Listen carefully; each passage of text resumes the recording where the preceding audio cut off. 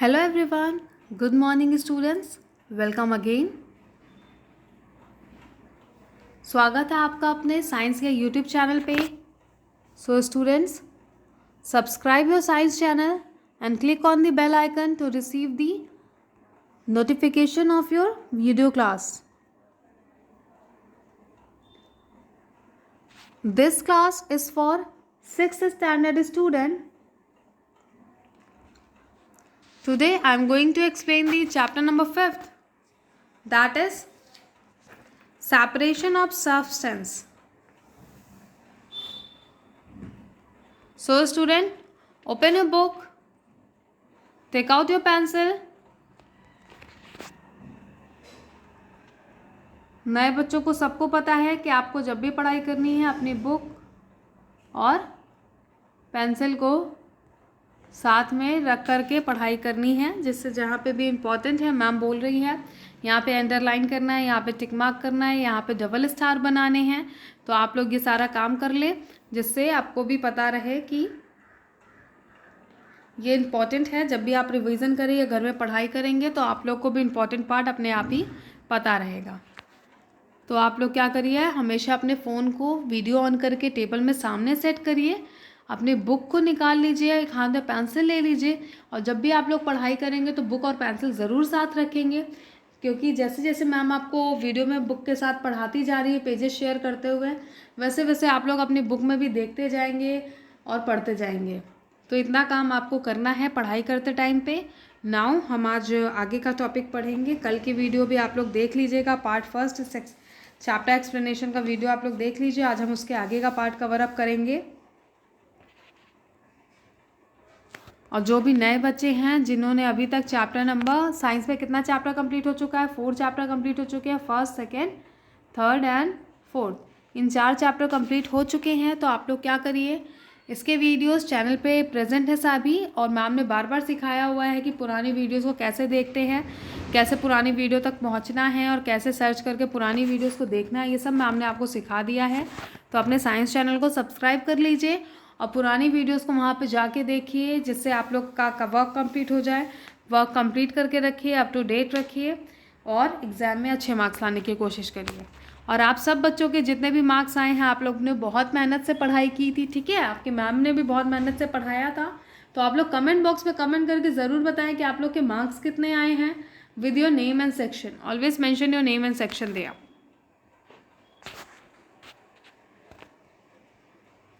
तो book open कर लीजिए आप लोग। हमारा चैप्टर चल रहा था separation of substance, chapter number 5, जिसका बहुत सारा पार्ट, ये पेज नंबर फर्स्ट तो हमने कल कर ही लिया है। नाउ इसके आगे का पार्ट हम देखेंगे आज, वो है हमारा यहाँ पे टू ऑब्टेन प्योर सब्सटेंस। तो हम किसी भी सब्सटेंस को प्योरली कैसे ऑब्टेन करते हैं हम यहाँ पे देखेंगे।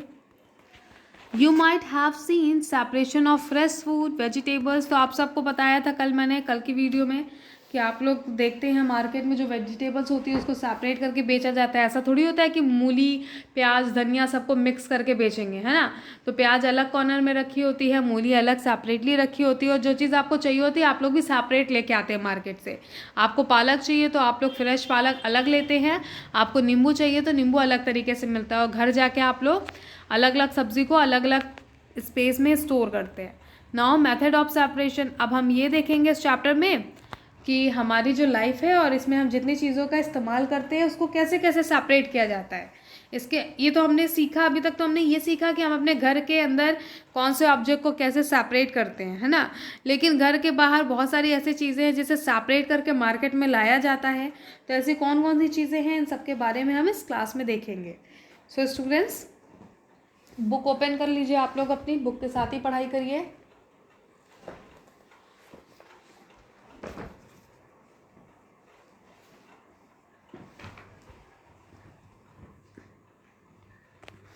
क्या दिया हुआ है यहाँ पे, depending upon different properties of the components of a mixture, different method are use to separate them, such as separation of solid from solid, ठीक है, separation of insoluble solid from liquids, separation of solid from liquids, use of more than one method to separate a mixture, ठीक है।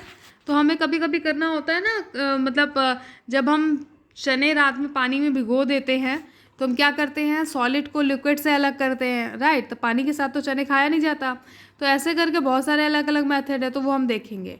तो सबका एक एक example यहाँ पे दिया है। Separation of solid from solid, तो सॉलिड में से सॉलिड का कैसे सेपरेशन करते हैं, just read it. B separate solid from solid usually on the basis of difference in color, size, weight and need. First है हमारा hand picking. Hand picking is a method, wait,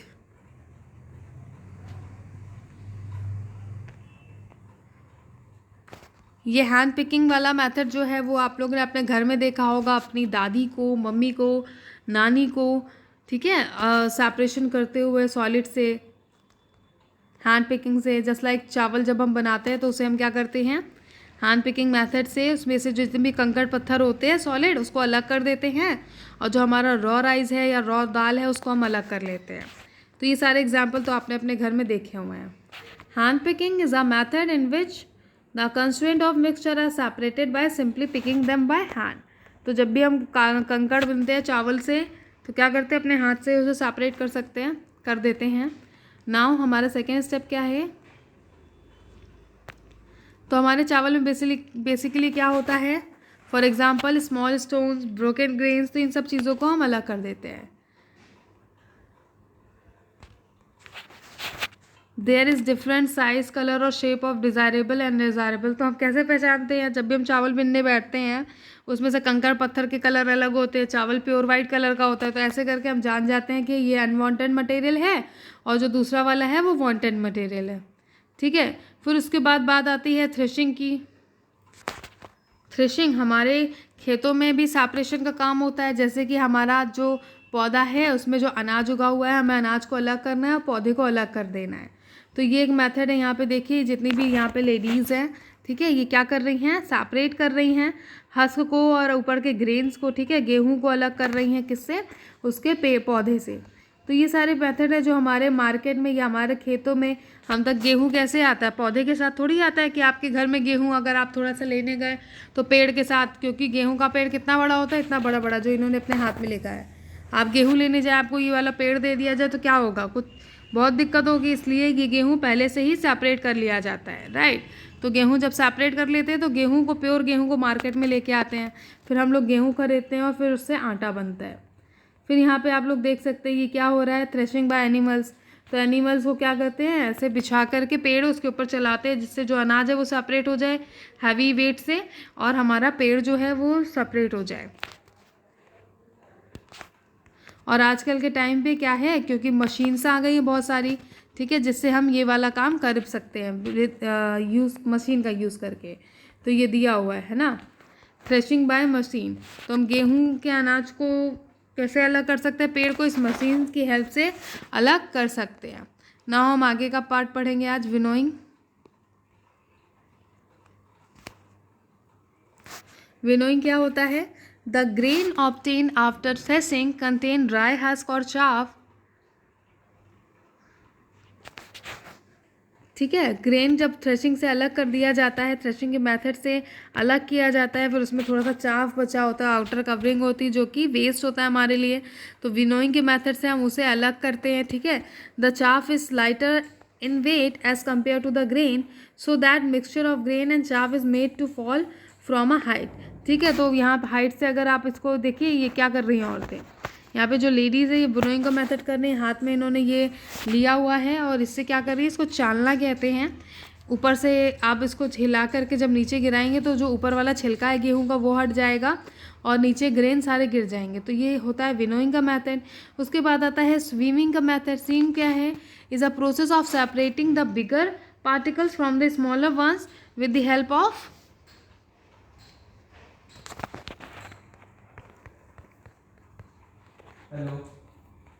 with the help of a sieve.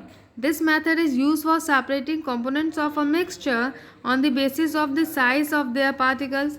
The process is performed by a sieve which is mesh having holes of uniform diameter and it allows तो यहाँ पे ये देखिए ये सीप दिखाया हुआ है, ठीक है। तो ये चाय वाली छन्नी है, इसको हम लोग घर में डेली यूज़ करते हैं। आप लोगों ने देखा होगा कैसे ये बड़े बड़े पार्टिकल्स को चाय के सेपरेट करने में हेल्प करती है। और ये इससे क्या करते हैं, हम बेसिकली आटा चालते हैं, जितने भी फ्लोर्स है हमारे घर में उसे चालने में हेल्प करता है। तो हम देखते हैं कि ये छोटे छोटे जो सीप्स हैं ये क्या करते हैं, कंकड़ पत्थर को अलग कर देते हैं, कंकड़ पत्थर को अलग कर देते हैं और हमारे जो खाने वाला पार्ट है वो अलग कर देते हैं। तो यहाँ पे आप देख सकते हैं कि खेतों में कैसे सीविंग हो रही है। ये बड़ा सा चालना लिया हुआ है इन लोगों ने, है ना, ये यहाँ पे चालना लिया है बड़ा सा और इससे हिला हिला के क्या कर रहा है, सेपरेट कर रहे हैं। फिर उसके बाद हम देखेंगे आगे।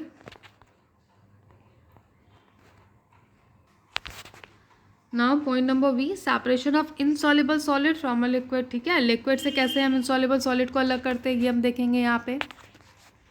This method is based on the difference in the solubility and heaviness of the components. This involves sedimentation, decantation, loading and filtration. This method is used for mixture like mud and water, chalk and water. तो ये कैसे mixture के लिए होता है use, chalk and water mix कर दे आप लोग, ठीक है। तो हमें चॉक अलग करनी है, वाटर में अलग करनी है, या पानी में बालू मिक्स कर दिया जाए तो हमें पानी अलग करना है, बालू अलग करना है, उसके लिए ये मेथड यूज़ किया जाता है। तो पहला हमारा क्या है, सेडिमेंटेशन। तो सेडिमेंटेशन क्या है, the process of settling of heavier components at the bottom of the vessel or the container is called sedimentation. तो आप लोग क्या करते हैं, कभी आप लोग एग्जाम्पल घर में भी देखिएगा, एक मुट्ठी बालू लीजिएगा, है ना, अपने हाथ में थोड़ा सा बालू लीजिएगा, थोड़े सा अमाउंट में, एक ग्लास में बालू डाल दीजिएगा, फिर उसमें पानी भर दीजिएगा। तो थोड़ी देर पहले तो क्या होगा, आप ग्लास कैसे लीजिएगा, आप अपनी ट्रांसपेरेंट ग्लास लीजिएगा, उसमें जब आप पानी भर देंगे, बालू डाल देंगे, तो पहले तो सब कुछ मिक्स नज़र आएगा, पर उसको 20-25 मिनट बाद क्या होगा, जो बालू होगी वो ग्लास के, आप लोग देखेंगे ग्लास के नीचे सेट हो जाएगी और पानी जो वो होगा वो ऊपर साइड हो जाएगा, है ना। तो ऐसे वो सेपरेट हो जाता है हमारा क्या, बालू और पानी। हैवियर सब्सटेंस जो होता है वो हमेशा नीचे बैठ जाता है। तो यहाँ पे दिया है, the heavier substance components that settles down at the bottom of the container is called sediment. ठीक है, तो ऐसा होता है, बालू के साथ भी होता है, ऐसे बहुत सारी चीज़ें जिसको हम जब पानी में डालते हैं वो क्या होता है, डूब जाती है नीचे साइड और पानी ऊपर साइड रह जाता है। बिकॉज ऐसा क्यों होता है, क्योंकि उसका वेट हैवी होता है। फिर उसके बाद हम आ जाते हैं, सेकेंड पॉइंट हमारा क्या है, लोडिंग। लोडिंग क्या होता है, this process is use to speed up sedimentation. Mud water contains very fine particles, these particle either remain suspended in water or take a long time to settle down. ठीक है, जो mud होता है हमारा, कीचड़ होता है, उसमें बहुत ज़्यादा वो गाढ़ा होता है तो बहुत ज़्यादा टाइम लेता है उसमें सेटल डाउन में, तो उसको हम अलग करने के लिए अलग प्रोसेस यूज़ करते हैं। ठीक है, लोडिंग का यूज़ करते हैं। लोडिंग ऑफ डस्ट पार्टिकल, यहाँ पे क्या दिया है interesting fact, loading of dust particles, the atmosphere become dirt free after rain and become because rain drops load the dust particles and they settle down the earth. ठीक है, तो यहाँ पे एक एग्जांपल बहुत बढ़िया से दिया हुआ है, जब बारिश होती है तो क्या होता है, जहाँ भी जितनी भी धूल होती है वो क्या होती है, बरसात के पानी के साथ ड्रेन में चली जाती है या अर्थ में नीचे चली जाती है और वापस से जाके सेट हो जाती है। ठीक है, तो ये भी एक अच्छा तरीका है चीज़ों को क्लीन करने का या सेपरेट करने का। फिर इसके बाद मेथड आ जाता है कौन सा, डिकेंटेशन। तो यहाँ पे आप देख सकते हैं कि इसमें क्या है, इस बीकर में क्या हुआ है, इस ग्लास में जो हमारा हैवी पार्टिकल है वो नीचे सेट हो गया, तो हम पानी को पहले डाल ले रहे हैं और ऐसे हैवी पार्टिकल को अलग कर लेंगे। तो ये प्रोसेस क्या है, डिकेंटेशन का प्रोसेस है। क्या दिया हुआ है यहाँ पे, after the sediment settle down the supernatant water is poured into another beaker carefully without disturbing the sediment. ठीक है, तो इसको हम बचा लेंगे, तब तक हम इस पानी को डालते रहेंगे जब तक पानी इसमें से सेपरेट नहीं हो जाता। फिर जो अंदर का मटेरियल है उसको हम अलग वे में यूज़ कर सकते हैं। तो ये भी एक मेथड है चीज़ों को सेपरेट करने का। Now there is a fourth point, that is filtration. Filtration क्या होता है, by sedimentation and decantation a liquid mix is not completely separated from the sediment. For the further separation, filter is not completely separated from the sediment. For the further separation, filter is done. Filtration is done. The most common example of filtration is filtering tea. ठीक है, तो filtration तो आप सबको पता है, बहुत ही easy है, आपने देखा भी अपने डेली लाइफ में। आपकी मम्मी दादी या आप खुद चाय जब छानते हैं तो क्या करते हैं आप लोग, चाय को अलग कर देते हैं और इस पर जितने भी पार्टिकल्स होते हैं लाइक चाय की पत्ती, अदरक, सब कुछ सेपरेट कर देते हैं। तो इसी को हम क्या बोलते हैं, फिल्टरेशन बोलते हैं। इसके लिए आप लोग फिल्टर पेपर का भी यूज़ करते हैं या छन्नी का भी यूज़ किया जाता है, ठीक है। अलग अलग चीज़ें हैं फ़िल्टर करने के लिए। तो यहाँ पे दिखाया हुआ है ना, देखिए साइंस का जो प्रैक्टिकल लैब है उसमें क्या करते हैं, फ़िल्टर पेपर। ये क्या है, यहाँ पे क्या शो किया, फ़िल्टर पेपर शो किया हुआ है। फ़िल्टर पेपर गोल सा होता है, ठीक है, गोल होता है, चौकोर भी होता है। फिर उसके बाद आप लोग इसको फोल्ड कर लेते हैं, फोल्ड करके उसे ऐसा बना लेते हैं कप टाइप। फिर उसको बीकर में लगा लेते हैं। ये देखिए यहाँ पे क्या है, ये मड है, ठीक है। इसको हमने क्या किया, इसमें डाल दिया तो जितना भी जो सॉलिड पार्टिकल है वो मड में रह जाएगा, जो वाटर है वो फिल्टर होके नीचे पहुँच जाएगा। तो इसी को हम क्या कहते हैं, फिल्टरेशन प्रोसेस कहते हैं। इससे भी हम सेपरेट करते हैं चीज़ों को। फिर उसके बाद नेक्स्ट हमारा क्या आ जाता है, making cottage cheese at home. तो कैसे आप बनाते हैं चीज़ वगैरह, कैसे बनाते हैं,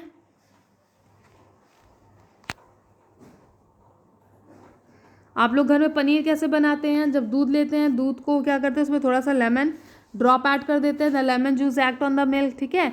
उससे क्या होता है, दूध फट जाता है। फिर उसके बाद आप एक क्लोथ लेते हैं या छन्ना लेते हैं, आपकी मम्मी उसको सेपरेट कर देती हैं। जो उसका पानी होता है, उसका जो सॉलिड पार्टिकल्स होता है, तो वो पनीर में कन्वर्ट हो जाता है और उसका पानी हटा दिया जाता है। तो उसे हम क्या कहते हैं, this paneer is called cottage cheese, it is rich in protein. तो ये चीज़ क्या होता है, प्रोटीन में काफ़ी ज़्यादा रिच होता है। फिर उसके बाद बैठा जाता है एवापोरेशन।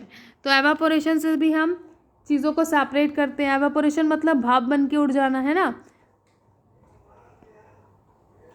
जब दूध से खोआ बनाते हैं तो कैसे करते हैं, दूध को देर तक गैस पर चढ़ा करके, ये क्वेश्चन आप लोग अपनी मम्मी से पूछिएगा, दूध से अगर खोआ बनाना है तो कैसे बनाएंगे, दूध को देर तक गैस में चढ़ा देंगे तो उसमें से जो वाटर होगा या एक्स्ट्रा जितना भी लिक्विड होगा वो क्या होगा, धुआं बन के, भाप बन के बाहर उड़ जाएगा और आपका खोआ क्या होगा, आपके यूटेंसिल में बच जाएगा नीचे। तो ये भी एक वे है चीज़ों को सेपरेट करने का।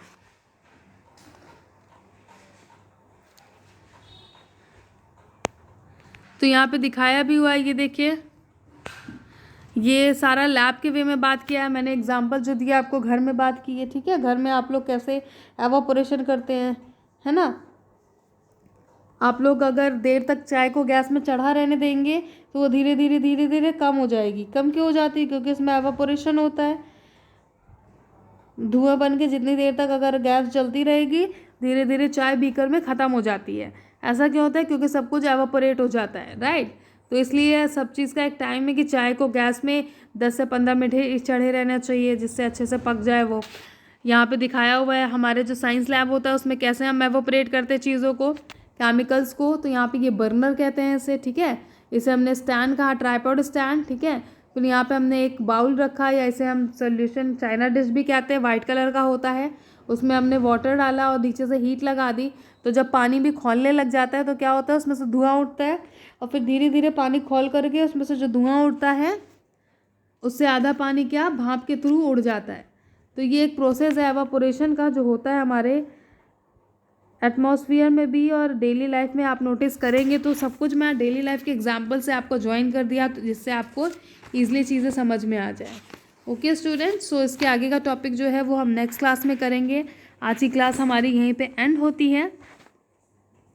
आप लोग को क्या करना है, आप लोग को कमेंट बॉक्स में कमेंट करके बताना है जो अभी मैम ने वीडियो क्लास में बोला है उस पार्ट को कमेंट करेंगे। प्लस आपको क्या करना है, सेकेंड थिंग,